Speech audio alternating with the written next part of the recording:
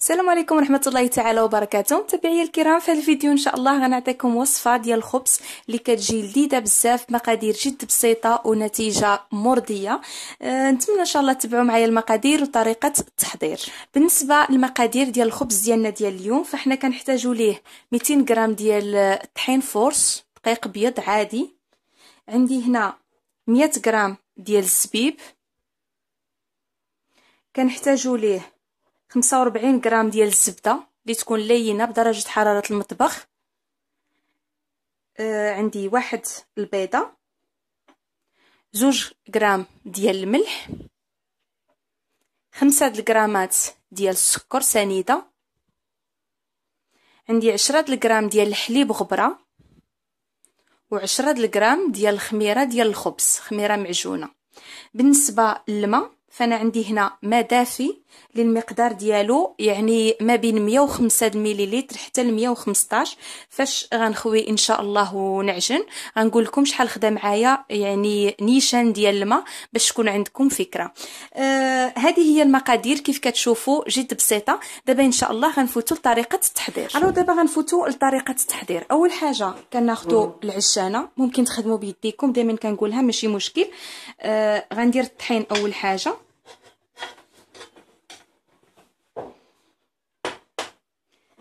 كندير الحليب غبره. بالنسبه لكم الا ما كانش متوفر الحليب الغبره، فاحنا عوض الماء دافي اللي غنستعملو ممكن ديروا حليب دافي، ماشي مشكل، يعني بلاصه الماء كديروا الحليب وكتستغناو على الحليب بودره. الوغ كنديروا الحليب، فوالا، كنديروا السكر، خميره الخبز، وكنديروا البيضه.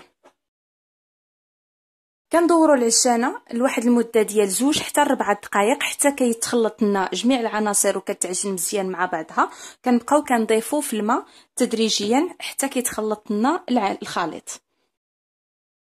دابا كنضيف الملح وكنرجع نخلطو من جديد.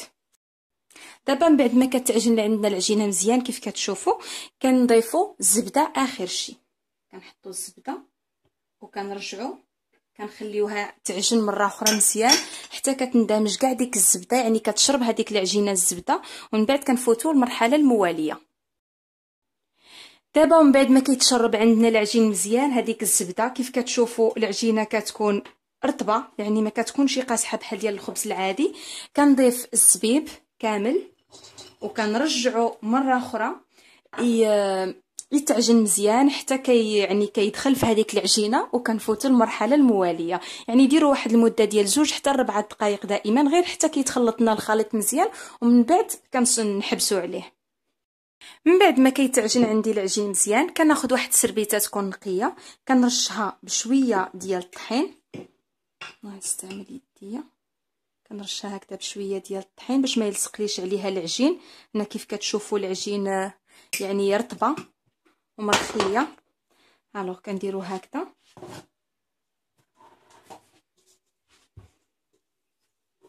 كتشوفوا العجينه كيف كتكون، ما شاء الله يكون واضح.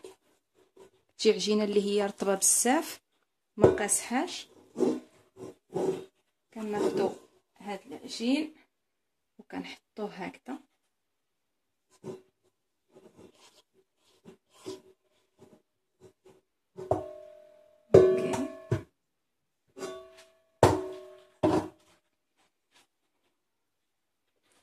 صافي. غنرشو بشويه ديال الطحين من الفوق، ماشي بزاف، غير شويه هكذا باش ما يلصقليش عليه الميكا ولا السربيته اللي غنحطها عليه من الفوق. صافي كنغطيه وكنخليه واحد المده ديال 20 دقيقه كيخمر المره الاولى. عاد كنفوتو ان شاء الله المرحله المواليه. من بعد ما كتفوت عندنا 20 دقيقه المره الاولى، كيف كتشوفوا كيخمر عندنا الخبز. غنحيدو عليه الميكا، غنرش شويه البلاصه اللي غنخدم فيها بالطحين، غير هكذا شويه ماشي بزاف، من العجينه رطبه غيبقى يلصق لنا. على بهذه الطريقه هذه. دابا غنهز العجين ديالي نحطوه هنا فوق الخشبه اللي غنخدم عليها هكذا. اوكي دابا غنبقى نخدمو بيديا، غنحاول نجمعو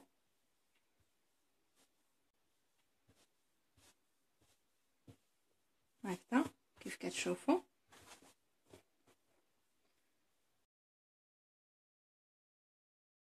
كنجمعو مره اخرى. التجميع ديما كنحاولوا اننا نجمعو غير بصباعنا. كناخذوا المول ديال الحلوه، هاد الطويل هذا كندهنو مزيان بالزيت، يعني نقطه مهمه ضروري ما ندهنوه. من بعد ما دهناه كناخذوا العجين ديالنا، الجهه اللي طويناها كنحطوها من التحت، كناخذوه هكذا وكنحطوه بهذا الشكل في المول هكذا. كنرجعوا نغطيو عليه مره اخرى ونخليوه لمده ديال ساعه كامله يخمر المره الزوجه. عاد ديك الساعه نفوتوا المرحله المواليه ان شاء الله. الوغ من بعد ما كتفوت نص ساعه ديال التخمار ديال الخبز، كناخذ واحد البيضه، كندير عليها قبصه صغيره ديال الملح، غير شويه هكذا ماشي بزاف، كندربها. كناخذ واحد الموس وكنشرط الخبز هكذا في النص بهذه الطريقه هكذا كيف كتشوفوا.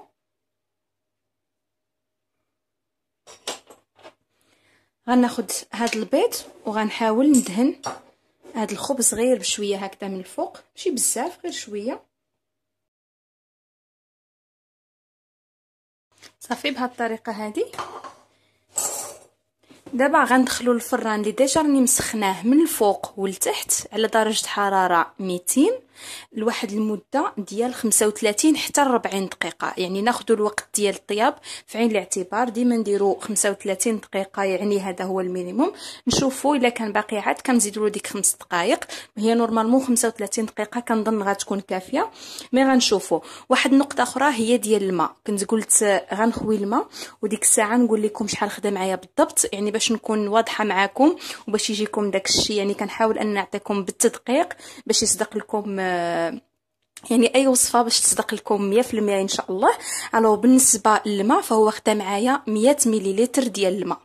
اوكي صافي، هذا بالنسبه للماء. بالنسبه للخبز ديالنا غندخلو الفران من الفوق ومن التحت سخون لدرجه حراره 200 لمده ديال 30 دقيقه، ومن بعد غنرجعوا باش نشوفوا الشكل النهائي ان شاء الله. من بعد ما كتفوت 35 دقيقه الخبز ديالنا كيكون في الفران صافي، كنخرجوه كيف كتشوفوا كيجي محمر هكذا من الفوق، يعني بداك البيض اللي دهناه. صافي دابا وهو سخون هكذا غنفكو من المول وغنحطو مباشره على الشبكه باش حتى كيبرد مزيان. عاد ديك الساعه كنقدروا نقطعوه. الخبز ديالنا من بعد ما كيبرد كنقطعوه، كيكون هذا هو الشكل ديالو كيف كتشوفوا.